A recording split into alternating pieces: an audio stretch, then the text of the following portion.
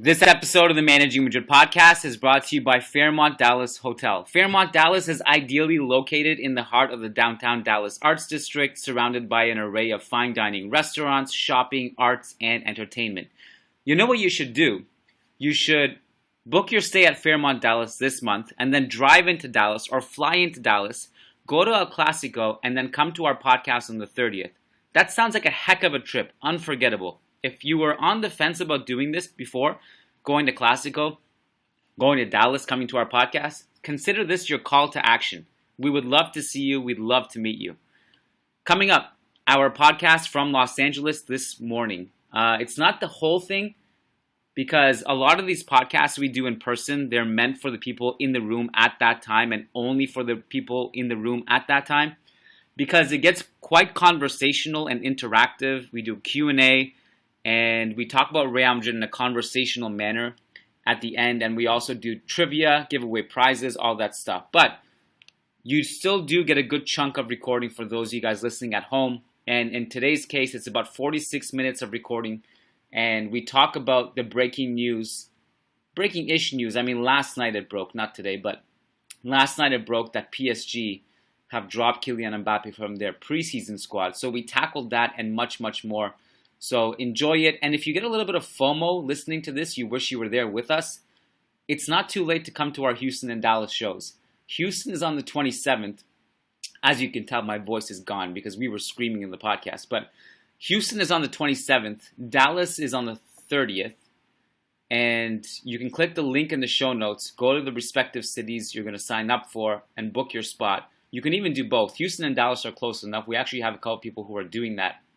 So if you want to come out, you want to meet other Madridistas, and you want to meet us, we'd love to have you there, and you'll have a hell of a time.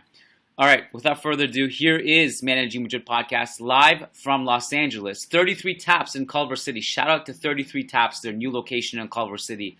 They opened it up a little bit earlier for us so we can have it basically to ourselves before the lunch rush comes in, and we appreciated that.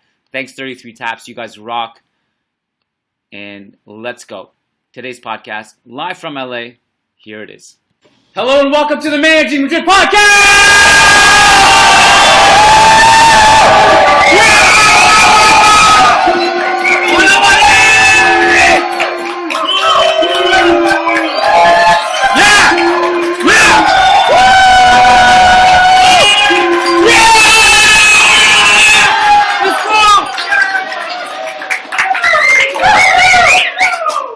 We are live in Los Angeles. It is day 3 of Real Madrid in Los Angeles. Did my mic just blow out? I got so excited.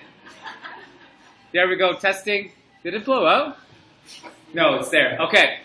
We are day 3 in Los Angeles. Real Madrid have had a couple training sessions. They have another one today. Tomorrow they play their first preseason game. And Managing Madrid is here with a bunch of our fans in attendance to talk about football. Joining me on stage today, ESPN FC, formerly of Grantland, formerly of The Ringer, and now currently putting out regular columns on ESPN. Probably the most controversial ones that ESPN puts out on their soccer page. It's pretty controversial. I guess you're right. Anyways, Ryan O'Hanlon is here. Big round of applause for Ryan O'Hanlon.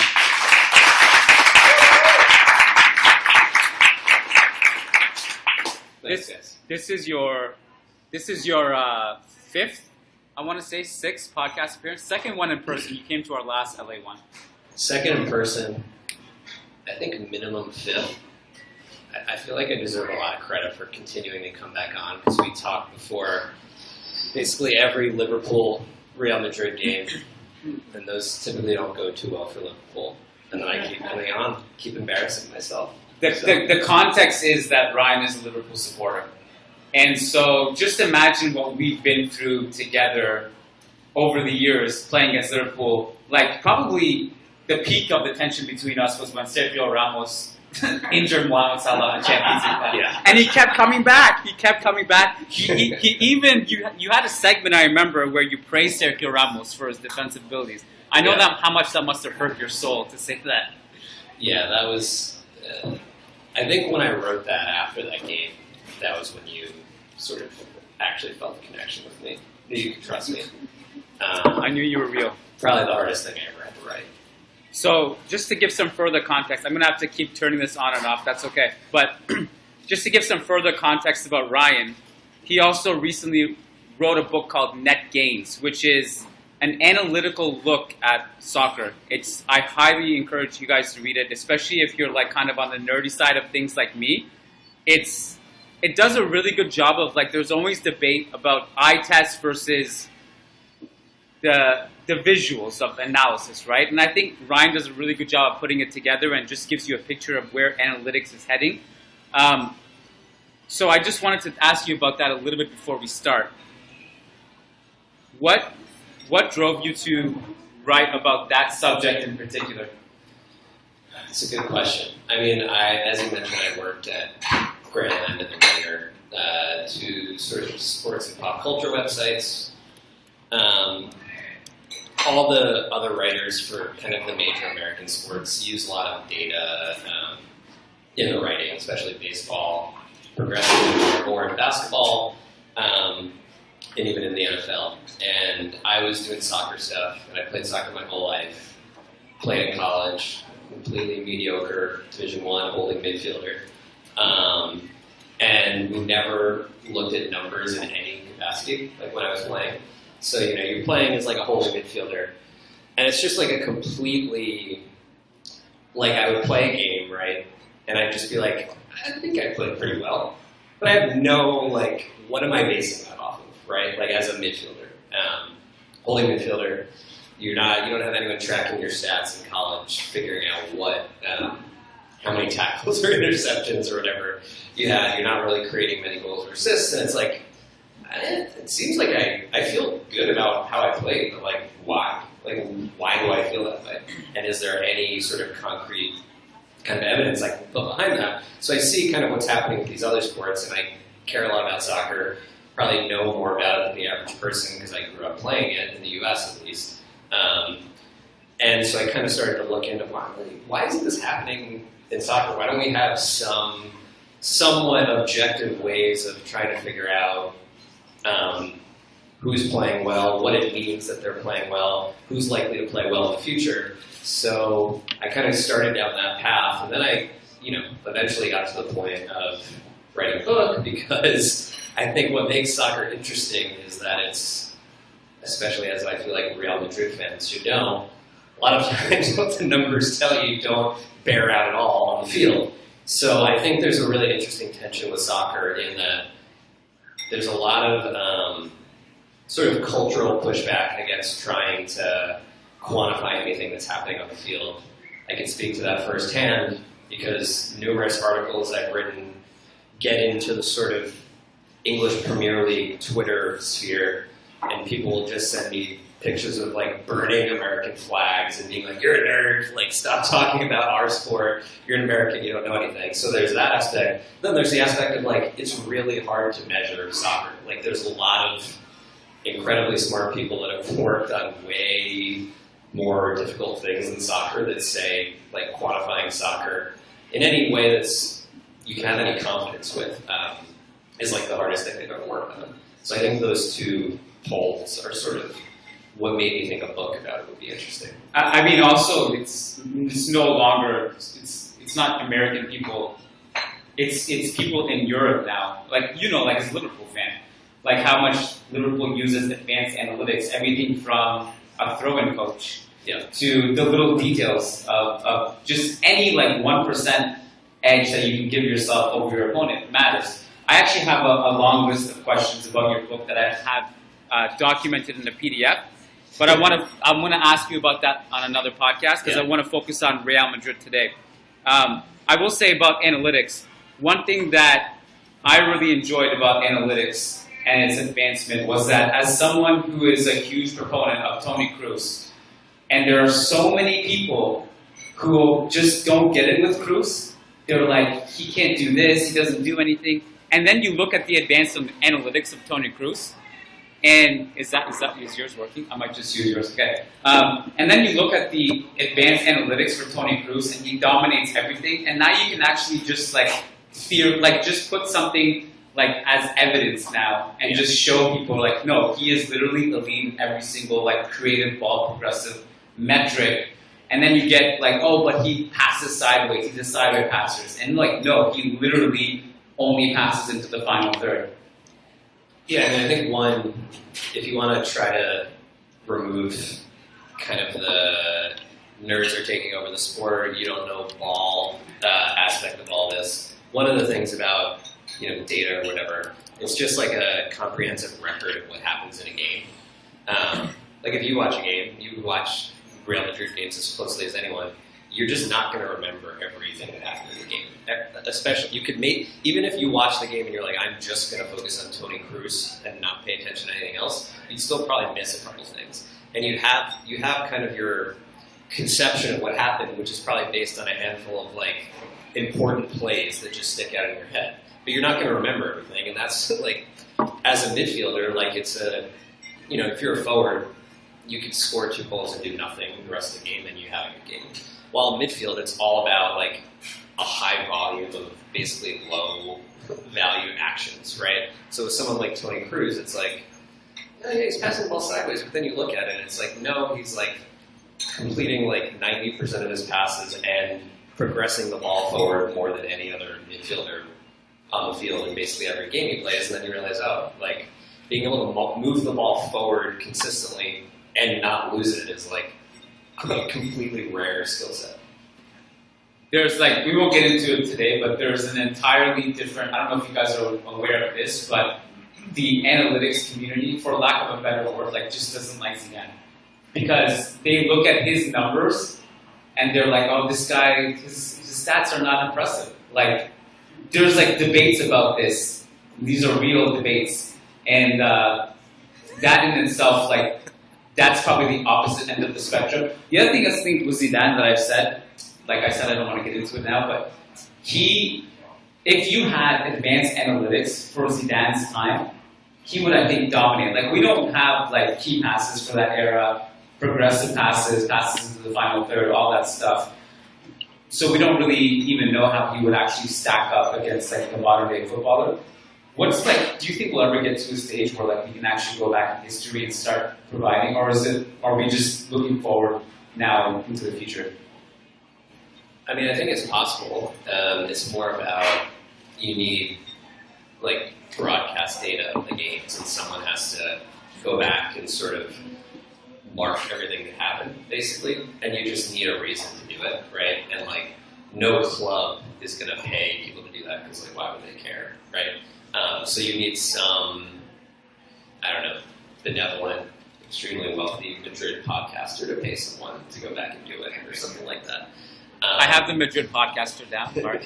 Not the other part. Well, we're working on it. I think eventually, right? Because if this interest in numbers and stuff becomes more of a widespread thing, I think there's this company, StatsBomb, and they went back and they tracked every Messi season at Barcelona. So they have a whole huge data set of all of Messi's games at Barcelona. Really trying to endear myself with this crowd by bringing up Messi, Liverpool. Yeah, I went to the Inter Miami game last night. So they've done that, and I think Zidane would be really interesting, and I think he's kind of just an interesting touch point, because it's like, you do go back and you look at a couple of Zidane seasons, and it's like, he had a couple seasons with Juve and Madrid where it's like, he had like, in La Liga, like 3 goals and 2 assists, and it's just kind of like, what? that happened? I don't remember that. But like, was Zidane's purpose on Madrid to be like a goal scorer and a creator? Maybe not. You know, he was incredibly good at, like Toni Kroos, at pressing the ball up the field, and also like, it was a different sport then. I don't know if Zidane played today. I don't think he would be like, I mean, number 10s don't really exist in the sport anyway anymore. He certainly wouldn't be a winger, so he'd probably be like a, I don't know, like a more of a traditional midfielder and kind of like breaking opposition presses and moving the ball up the field. So yeah, I think it would be an interesting project to go back and kind of, less so to be like, was Zidane good, which is just ridiculous, but like, what was Zidane actually good at beyond like, we remember him for like these incredible little moments and like outrageous little displays of skill and then like huge clutch goals. But like, that's such a small sample of what he actually did over the course of his career. I wonder how many of the things you could say today that would just piss off the crowd here. What was Zidane actually good at? He was a genius, Brian. So enough nerd talk. I wanted to do a quick poll of the audience. Ancelotti said a couple days ago in training that our squad is better than last season. Show of hands of people who agree with that. Okay. Oh, most. Okay, interesting. So despite, and this is as currently constructed, right? We have not signed the man we should not speak of, right? Not yet. So it's interesting because here's another thing that'll get you into trouble, okay? So Managing Madrid put out a tweet like last week, like kind of just like outlining the depth chart of the team. So you had, as it currently stands, Rodrigo and Jose Lu up top, maybe like just as an assumption, Rodrigo plays false nine. Then you have Vinicius, and then you have with your winger / attacking midfielders, you have Arda Güler, you have Brahim Diaz, you have Jude Bellingham perhaps if he plays in the diamond role, Fede Valverde if he plays in the right wing, then you go down the list, right? You have the midfielder, etc.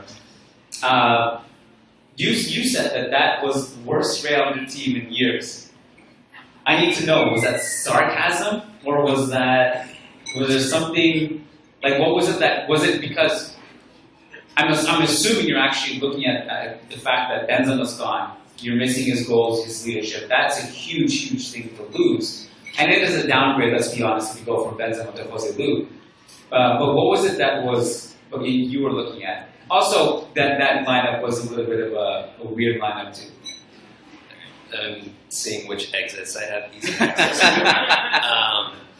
The main reason I commented on it was because the starting 11 you guys put out had Jude Bellingham in it twice. So that was the main reason I commented. I think it's more interesting because, asking if the squad is better is an interesting question because that is, I guess 18 players you're asking, right? Essentially, is our best 18 better than last year? It's more. Last year it was 18, but we got rid of Hazard, which was addition by subtraction. So it's like 25 now. Yeah, well, Hazard could have taken up 2 roster spots too with his size. So I think it's just, I would agree that it's a better squad, and I think the midfield depth is insane on the team. Yeah. But I think, you guys should know this better than anyone. The reason Madrid has had so much success in the Champions League is because they just have guys that can create goals out of nowhere, right? Ronaldo, Bale, Benzema, Vinicius now as well. And, Karim Benzema's, I feel like people kind of forget this now because he's playing in Saudi Arabia, but he, won the Ballon d'Or. He's a defending Ballon d'Or winner. And he was replaced with Jose Lu, who I would put him, he's maybe a top 50 center forward in the world, I would say. He's not, he scored a lot of penalty goals last year, and let's just say the analytics were not kind to him. So when you see this roster and it has a lot of talent behind those 2 guys you put up top, but if you're playing Rodrigo and Jose Lu as your sort of 2 forwards, when was the last time the team was ever that weak in kind of the most important positions on the field? That said, I don't think that will be who the 2 starting forwards are going forward. Well, that you bring up an interesting point because it is important, I think, to differentiate. There's 2 questions. Is the squad better overall, and is the ceiling of the starting lineup better? I think you can argue the squad has improved. The fact that you can actually turn Hazard, Vallejo, Mariano, Odriozola soon to be gone, into those players only existed on the club's official website. Their names were there.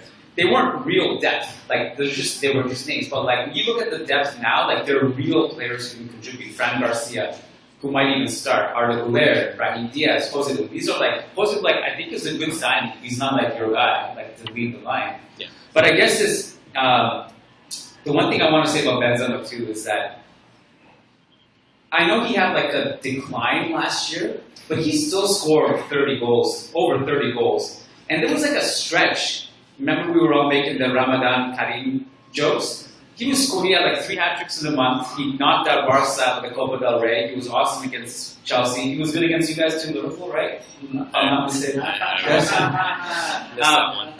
So, like, he obviously, like, losing him hurts. I did want to ask you this, because this is a common question that comes up. Let's say Real Madrid, I'm really impressed with it. We're 18 minutes into the podcast, we still haven't brought up that guy yet. But let's say if Real Madrid don't sign that guy, there's a real question of, like, is there a path that this team can find enough goals next season that everyone chips in to make a real run at the major titles? And I wanted to get your thoughts on that. And I also wanted to couple that with this question, because you know Jude Bellingham's profile, what he brings to the table.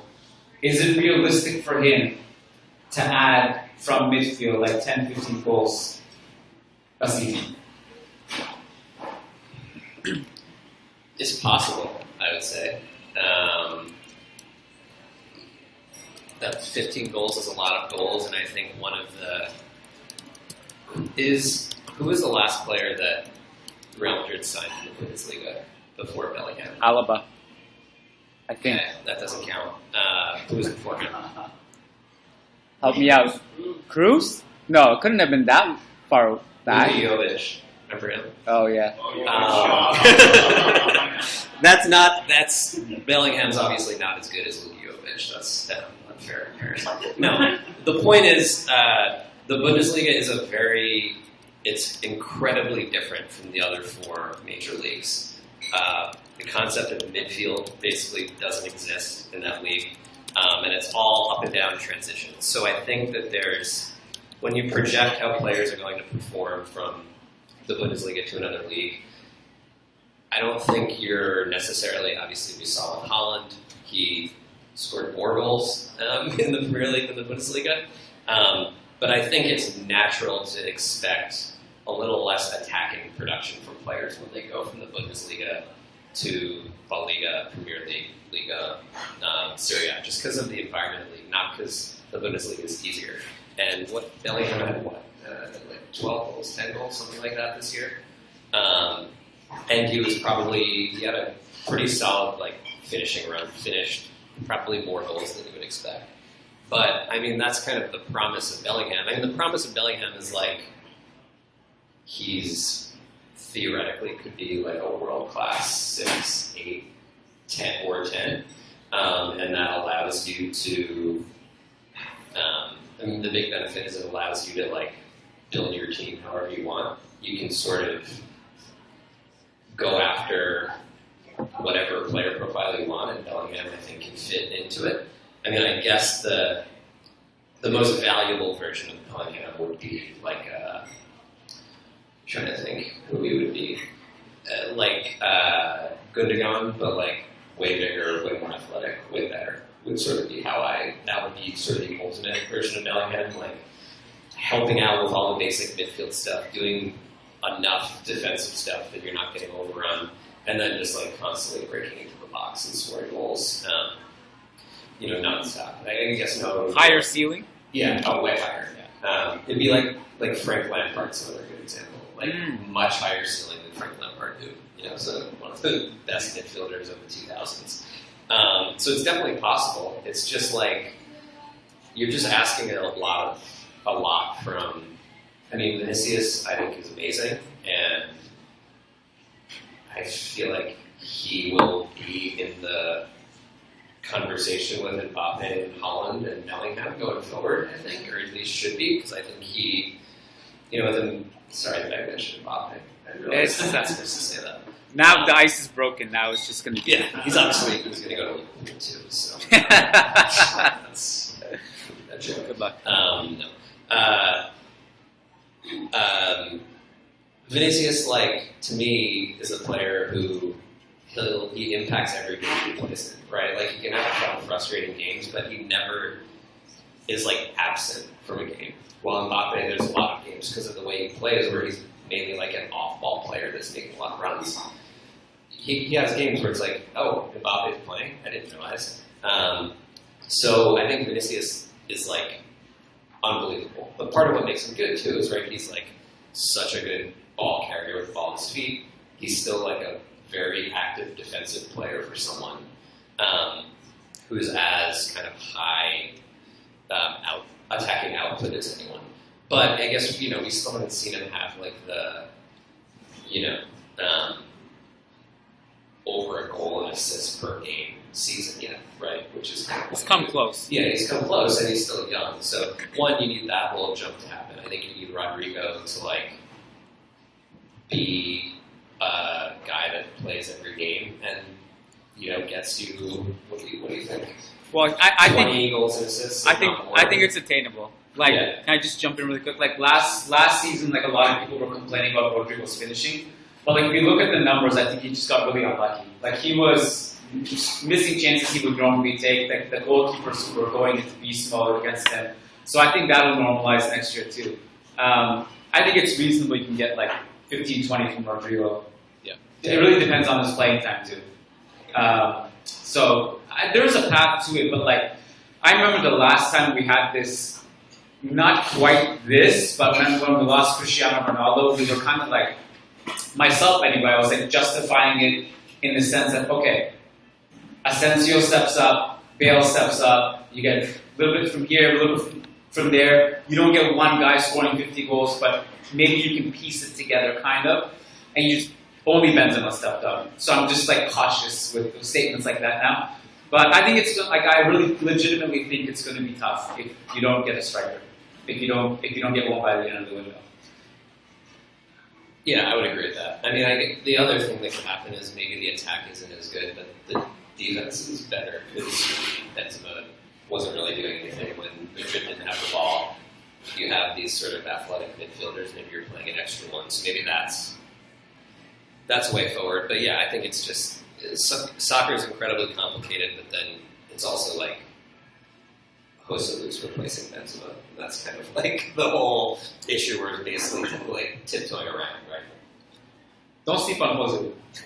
I like it. He's really good in the air. Like I agree with that. He's got that going for him. So last night, news dropped that PSG excluded Kylian Mbappe from their preseason tour in Japan. And that became like a huge thing because like, wow, that's a pretty big statement to make. Like that's a pretty big message to send.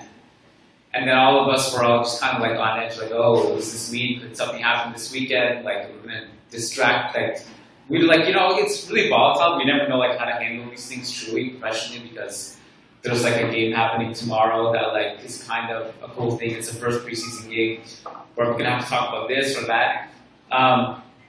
But it seemed to kind of become real, and that's a weird thing to say about Mbappe because it has almost felt real for like 5 years now, it seems, but then every time there's like a little bit of a step towards it, something happens. So I don't know what's going to happen.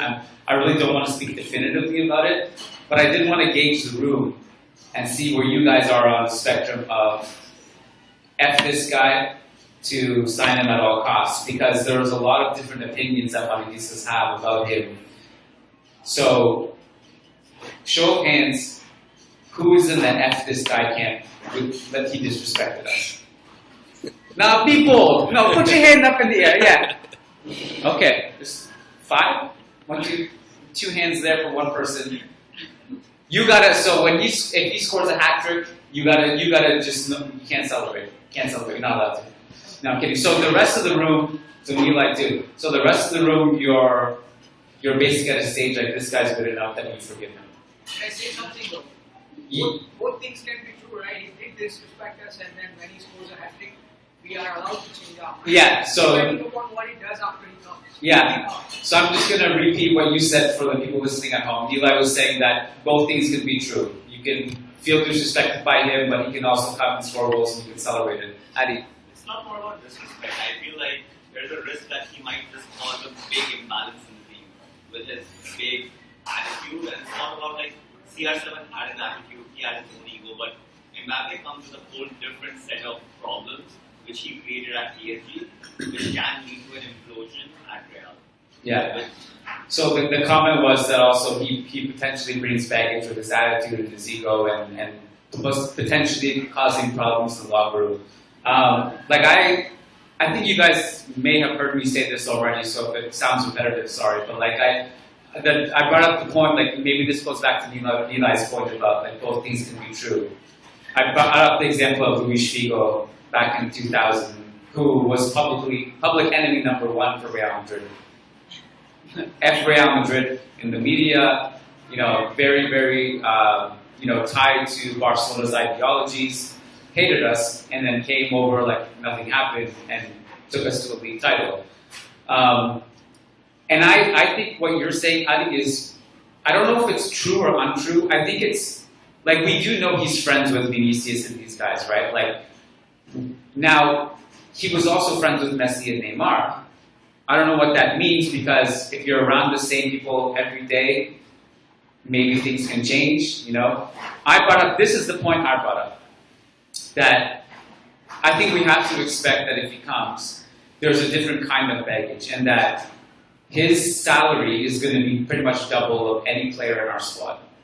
Like, what happens in 2 years if Vinicius is on the same level as Mbappe, contending for Ballon d'Or, and he's making like less than half of Mbappe's salary? Like, how does Florentino juggle that? And also, in 2 years, is his mom going to go in the media and say, "Oh, PSG treated us with respect, maybe we'll go back"? Like, there's going to be like these games will exist, I'm sure of it. I don't know where I'm going with this. This guy, I told you guys, this guy lives rent-free in my head. I don't like talking about him. All I do is talk about him. I'm going to let you take over the mic and just give your thoughts on, like, what is the, as someone who believes, now this one's gone, 1 second. As someone who believes in net gains and just the idea that really the best path to winning is having the best players in the world and just generating the most offensive chances. Where do you stand on this debate about like systems and team unity and winning? Yeah, I think it's one thing I'd point out with Mbappe is that I think I totally understand the idea of like him quote unquote disrespecting the club, or like, seeming like he's going to come to Madrid and then signing with PSG. But I think Mbappe ultimately will be a positive for the sport. I think he's sort of treating sort of free agency the way sort of NBA players do. Yeah. Which I think is smart. I don't think it's not for the players themselves. If you put yourselves in the players' shoes, the transfer market's a bad thing. Like, money is being exchanged between clubs to then acquire a player and then pay the player, which is naturally going to deflate the player's wages. And as we saw, Mbappe hit the open market last summer, then had technically every club in the world bidding for him, right, if they wanted to, but essentially 2 clubs could do it. And he signed the most lucrative contract in the history of professional sports because of it. And he's just doing it again, right? We've seen LeBron and Kevin Durant do this in the NBA.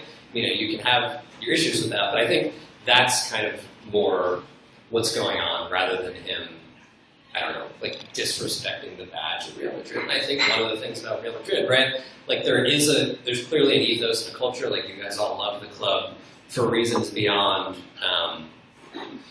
just Real Madrid winning games, right? There's some other aspect to it that you guys all connect to. But that being said, part of the reason Real Madrid gets so many players is because they can pay the players more than almost any other club, right? Like, the sports are amazing. We have all these emotional connections, but it also is a market for employment, basically, for these players.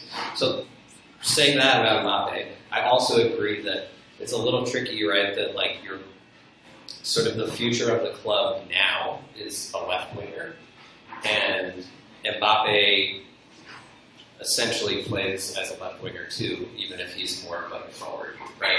So what do you do then, right? But I think, I don't know, to me the whole point of Real Madrid is all the best players want to play for you, so you just get them and then you just figure out how to arrange them on the field. And I think Carlo Ancelotti, right, like, he's not a systems coach, right? Like, we're not, like, Real Madrid's success has never come from a system. Like, there's this guy, Michael Cox, he's a tactical writer. He wrote this book called, I forget what it's called, not The Mixer, that's a good one. But it's basically... Pyramid one? Inverted pyramid. No, that's Jonathan Wilson. But it's basically just a history. Wrong author. It's a history of soccer tactics told through a number of different clubs over the past 20 years. And he goes through all of the kind of influential tactical teams, right? And Real Madrid is unmentioned, despite Real Madrid winning however many Champions League. By the way, that's the same guy who doesn't like Zidane. Same guy. All right, well, now you're just deflating my point.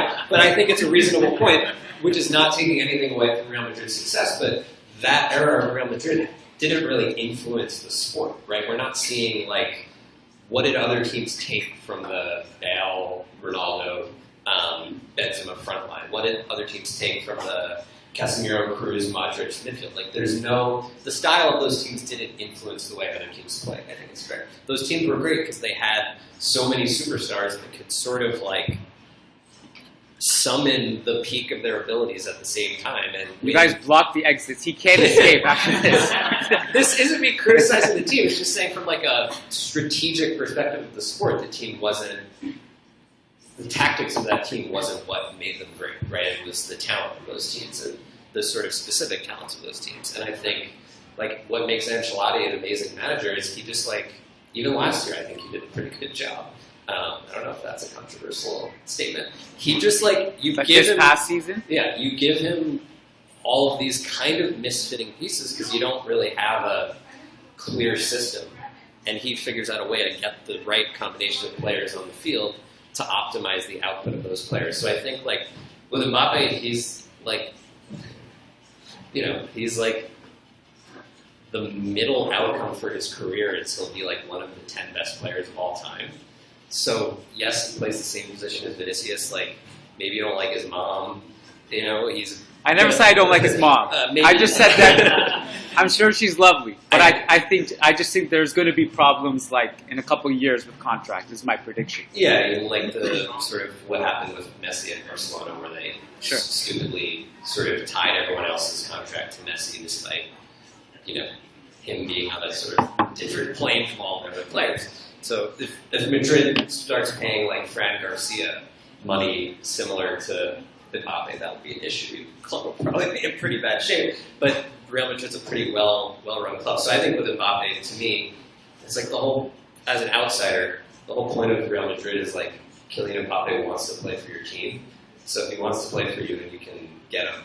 You get him, and him and Vinicius are so good, and you have so many sort of, like, super athletic, multifaceted midfielders that they can just figure out how to make it work.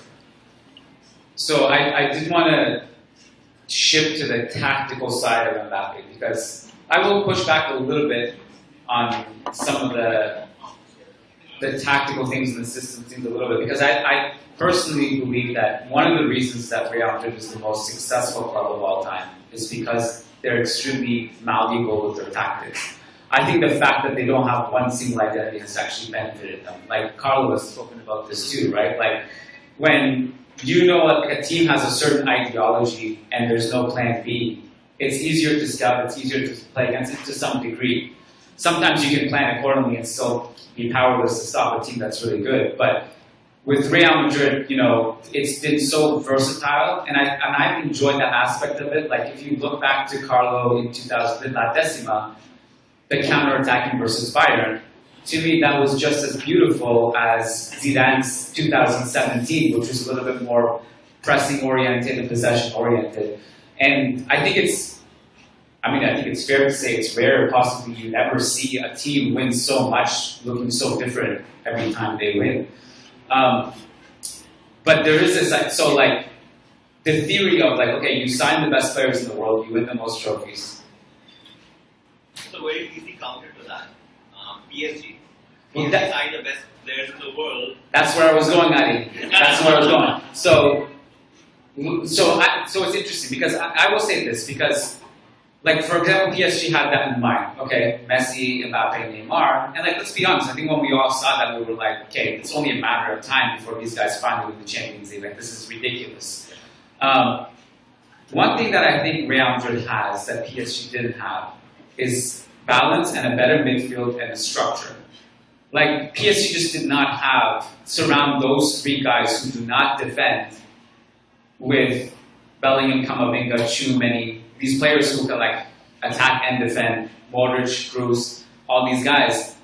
So I think there's a better balance and structure in that respect. But I just did want to ask you more about the tactical side of things, because you mentioned that the two left winger situation.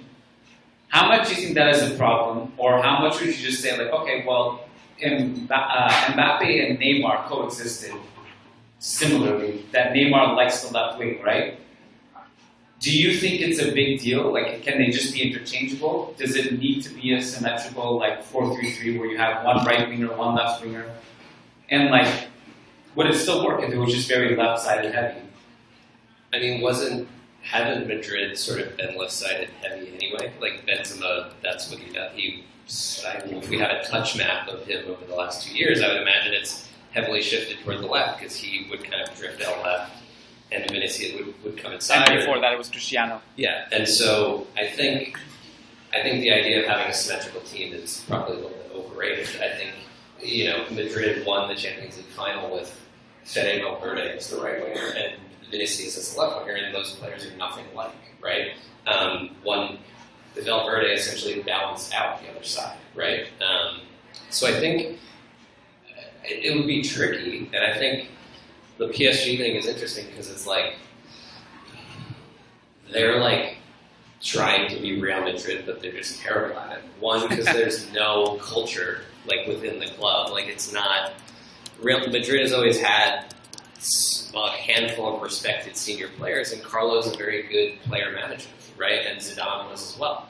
PSG, it's just been like, let's just sort by our FIFA ratings and then sign whoever we can. It's like, then you end up with Messi at the end of his career where he doesn't move off the ball at all.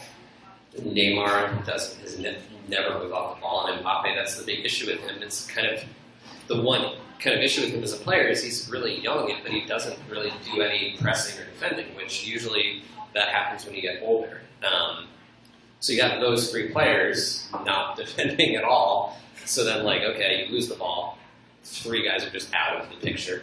Then all their midfielders are kind of like, these guys with like amazing passing profiles, but they don't have like a guy like Casemiro, right? Who's sort of, when Real Madrid brought in Casemiro, it wasn't like, oh my God, they just signed the best defensive midfielder in the world. It was like, no, they signed a defensive midfielder because they needed it, right? Like, that was the whole like shift that happened, right? Casemiro getting playing time.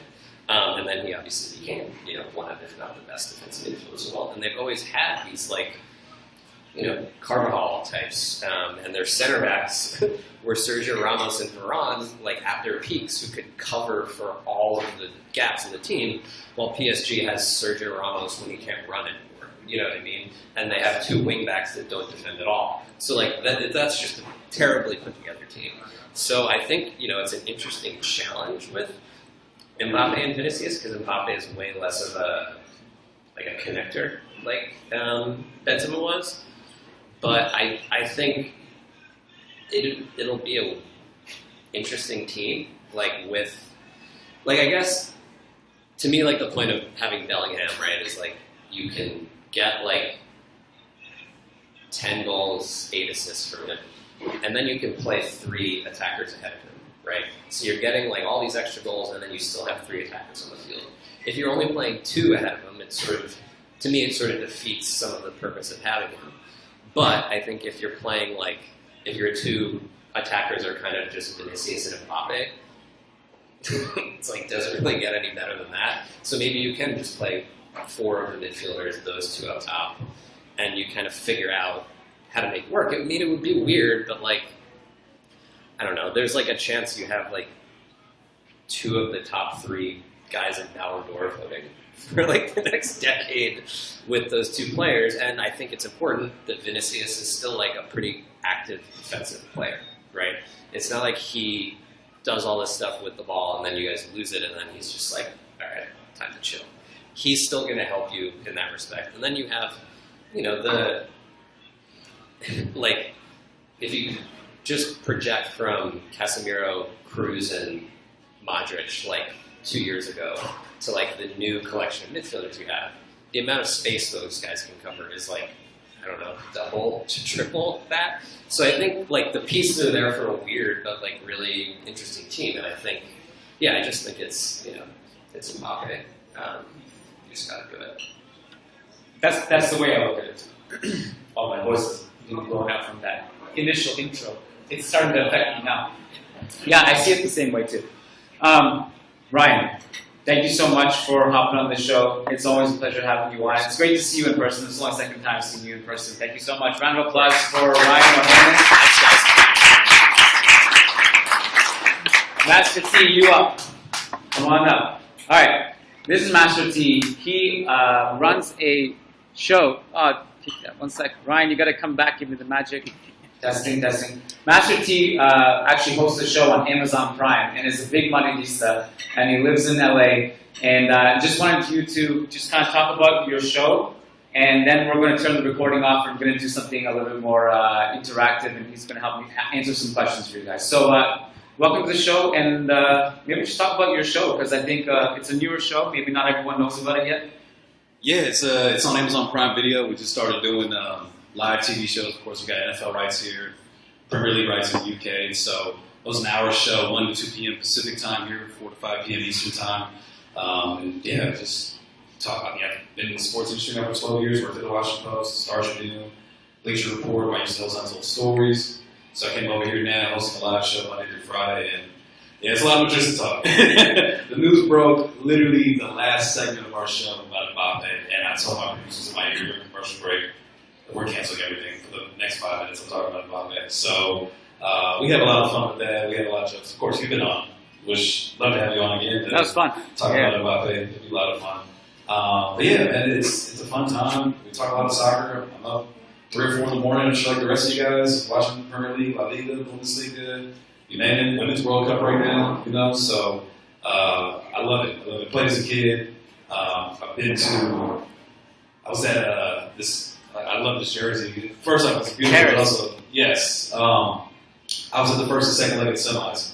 So I was at the Etihad first leg, Benzema, Pineda, Vinny turning and ending careers, and of course the second leg. I was sitting third row right next to the bench. Wow. And funny enough, like in the 89th minute, I was just like, okay, I think this is over. It's not happening. It was a good run.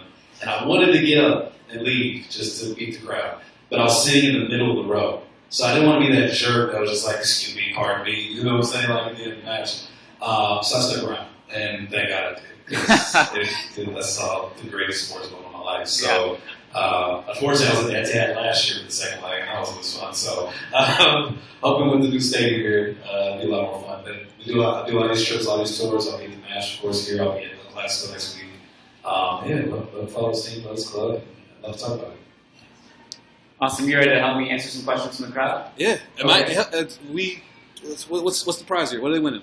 Well, first we're going to do Q&A, and then we'll do trivia. Cool. But we're going to turn the recording off, because now whatever happens in LA stays in LA. The people at home can't hear what's going on. You guys in the crowd, can you just make some more noise and just make sure they